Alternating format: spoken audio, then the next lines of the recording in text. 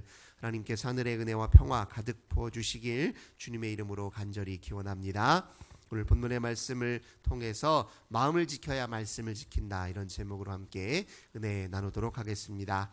모세가 오늘 본문을 통해서 출애굽 2세대들에게 주님의 말씀을 본격적으로 들려주기 전에 몇 가지 주의해야 할 것이 있다, 이렇게 당부하는 말씀이 오늘 본문의 말씀입니다. 말씀을 들려주기에 앞서서 그 말씀이 무엇을 의미하고 그 말씀에 어떤 자세로 임해야 되는지, 그 말씀을 통해서 결국 어디에 이르러야 하는지, 이것을 미리 알려주고 있다고 말할 수 있습니다.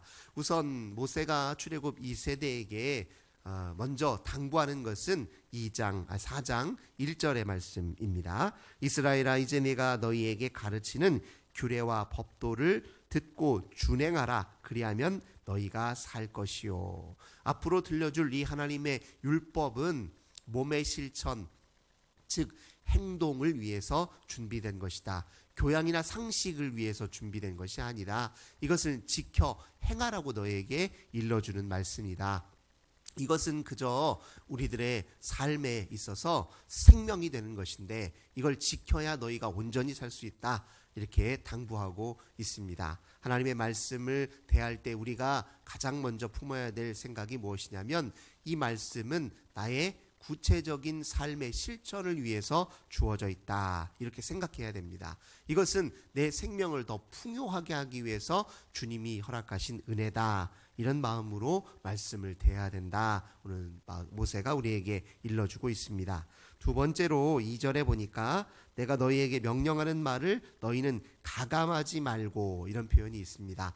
가감하지 말라는 말은 덧붙이지도 말고 빼지도 말라, 이런 의미입니다. 왜냐하면 이 율법은 하나님에게서 기원한 것이고 그 율법의 권위의 궁극적 원천이 하나님께 있기 때문에 그렇습니다. 내가 자의적으로 내가 판단해 볼 때 이것은 지켜도 돼, 이건 지키지 말아야 돼, 스스로 이렇게 판단할 것이 아니라 우리 인생들을 향하신 하나님의 선한 의지와 그 지혜를 믿고 주님이 허락하신 모든 말씀을 가감 없이 다 받아들이고 순종하는 데 최선을 다하는 것이 우리들의 몫이다, 이렇게 이야기하고 있습니다. 물론 율법의 모든 항목들은 그 본질적 의미를 실천하는 것이 훨씬 중요합니다. 하지만 하나하나 전부 다 저마다의 하나님이 주신 목적과 의도가 있다는 사실을 기억하는 것이 중요합니다. 그래서 율법, 주어진 모든 율법 하나하나를 잘 묵상하다 보면요, 그것이 어느 하나 다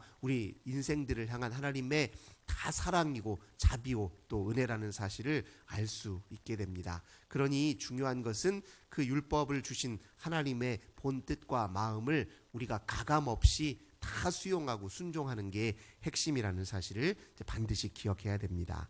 또 모세는 덧붙여서 뭐라고 말하냐, 이제 6절 보면 너희는 지켜 행하라, 이것이 여러 민족 앞에서 너희의 지혜요, 이렇게 말하고 있습니다. 너희는 저 이방 민족들이 너희가 누구인지를 어떻게 확인하도록 해야 되냐, 말씀을 지켜 행하는 모습을 보면서 너희가 누구인지를 이방 민족들이 확인하게 하라, 그런 뜻입니다. 우리가 누구인지, 우리 자신이 누구인지 그 정체를 제대로 드러내 보일 수 있는 핵심은 무엇이냐, 하나님의 말씀을 지켜 행하는 데 있다는 것입니다. 너희는 앞으로 가나안 땅에 들어가게 될 텐데 저 땅에 사는 사람들의 삶의 양식과 문의 양식과 규례와 법도 이 모든 것과는 다르게 내가 준 말씀에 이 안에 거하여 그 말씀을 지켜 행함으로 그들과 어떻게 다른지를 늘 보여주고 확인시켜 주어라, 이게 지금 모세가 출애굽 2세대에게 상기시켜주는 말씀이라고 할 수 있습니다. 그리고 오늘 본문에 이제 말씀이 이렇게 주어져 있는데요, 오직 너는 스스로 삼가라, 이렇게 이야기합니다. 이것은 이제 잘 분별하며 행동하라, 이런 뜻입니다. 내가 지금 하려고 하는 이 일이 하나님의 율법과 일치되는지 부합되는지를 잘 분별하고, 만약에 그 율법의 본뜻과 정신에 거스리는 것이면 멈출 줄 알아야 된다. 이게 삼가는 마음, 주의를 기울여서 경계하는 마음이라고 이야기할 수 있습니다. 사실 율법을 잘 지키느냐 못 지키느냐, 이것이 어디에 좌우되어 있냐면 우리의 평소 습관과 생활 모습을 율법과 늘 대비시키는 마음 속에 있습니다. 이것이 잘 이루어져야 율법을 그대로 지킬 수 있습니다. 내가 어떻게 나도 모르게 행동하고 있는지, 내가 평소 어찌 살고 있는지에 대한 성찰이나 반성의식이 없다면 그 율법을 제대로 지키기 어렵습니다. 그래서 자기 지금 현재 모습, 현재 생활 습관, 현재 나의 생활 태도, 현재 나의 행동, 이 모든 것 하나하나를 주의를 기울여서 잘 살피며 사는 마음, 경계하는 마음이 있어야 바로 말씀을 온전히 실천할 수 있다. 이 모세는 지금 이렇게 교훈하고 있습니다. 두 번째로는 네 마음을 힘써 지키라, 이렇게 표현하고 있습니다. 우리가 하는 모든 이 율법의 행위는요, 근본적으로 하나님을 사랑하기 때문에, 하나님을 신뢰하기 때문에 지키는 거예요.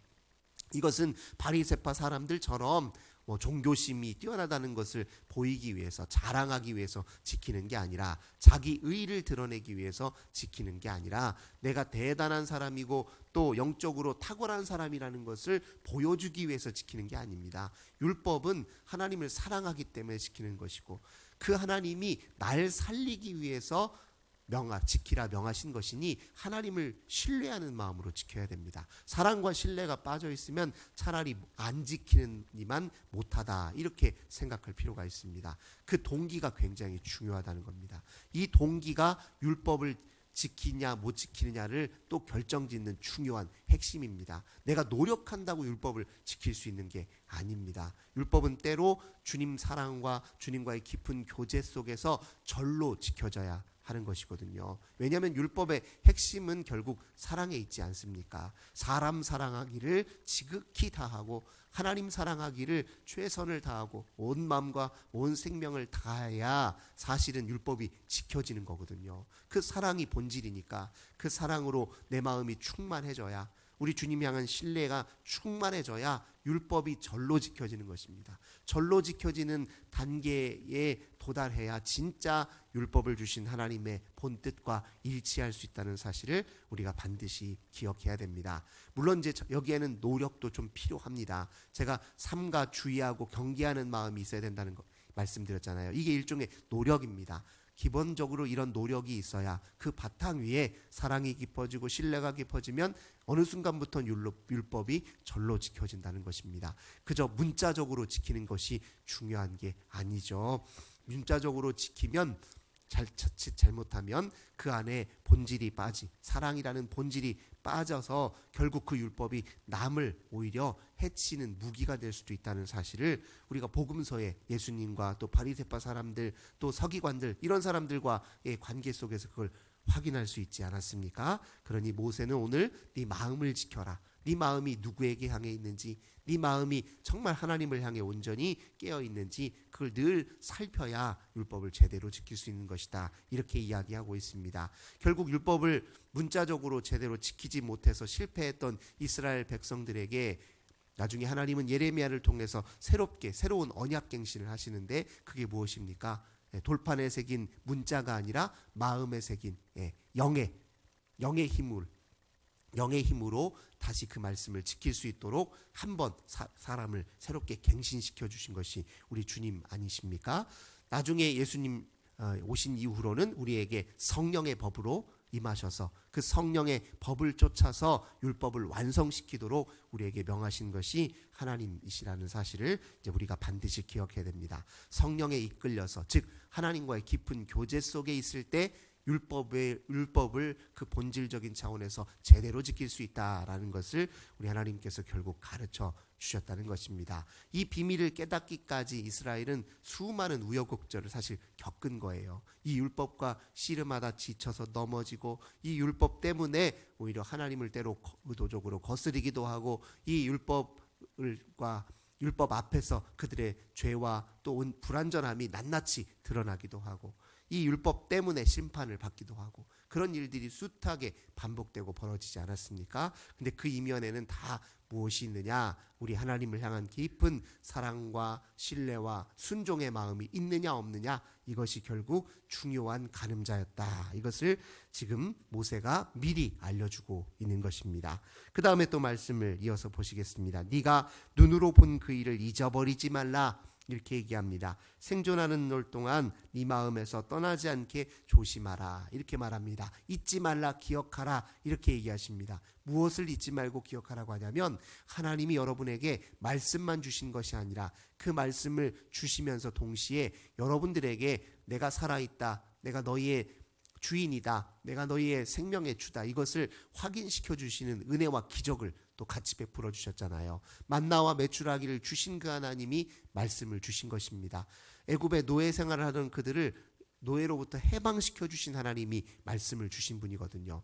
말씀과 하나님의 임재, 말씀과 하나님의 역사, 이것 항상 같이 가는 것입니다. 우리가 주님 말씀을 그 본질적 차원에서 주님을 사랑하고 신뢰하는 마음으로 잘 지켜 행하면 그것이 우리 삶에 어떤 영향을 미치고 있는지를 늘 확인할 필요가 있습니다. 말씀 위에 굳게 선 사람들이 결국 승리하고 그것으로 그가 더 복되고 그가 더 행복하고 풍요한 삶을 살 수 있다는 것을 눈으로 확인하면서 그걸 기억해야 됩니다. 하나님과 나 사이에 생기는 다양한 삶의 에피소드들이 있어요. 내가 주 앞에 이런 마음가짐으로 주 앞에 이런 순간 이런 선택을 내리고 내가 주님 때문에 이렇게 나 자신을 희생시키고 내가 주님 때문에 내 모든 때로 욕망과 내 마음의 그런 뜻들을 다 내려놓고 주님 편에 섰더니 우리 인생 가운데 주님이 내게 어떻게 역사하셨는지를 이렇게 늘 확인하고 그걸 기억하고 또 그것을 다른 사람에게도 증언하고